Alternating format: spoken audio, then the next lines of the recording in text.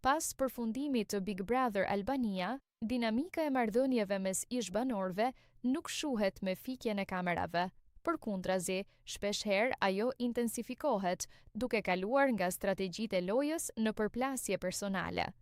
Rasti i debatit mes Ilir Vrenozi dhe Miri është një shembull i qartë i këtij fenomeni, ku emocionet e mbartura nga brenda shtëpisë shpërthejnë në publik. Në thelb të konfliktit qëndron perceptimi i tradhtisë dhe mosmirnjohjes. Iliri shpreh hapur se është ndjer i sulmuar nga Miri, sidomos për qëndrimet që ai ka mbajtur gjatë dhe pas lojës.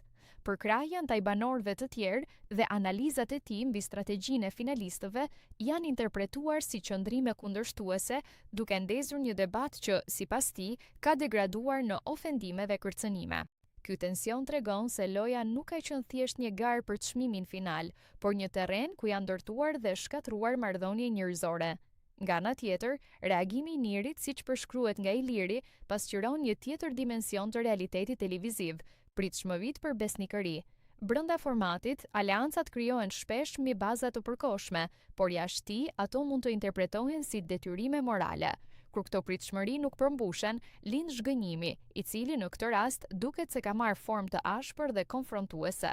Një element i rëndësishëm në këtë përplasje është edhe roli i perceptimit publik. Ish-banorët janë tashmë figura të njohura dhe çdo deklaratë e tyre merr vëmendje të madhe mediatike. Kjo rrit presionin dhe shpesh i shtyn ata të reagojnë më fort për të mbrojtur imazhin e tyre. Ndërhyrja e personave të tjerë gjatë debatit, sipas rrëfimit, tregon se situata ka kaluar kufit e një diskutimi të zakonshëm, duke u shndërruar në një përballje emocionale të fortë.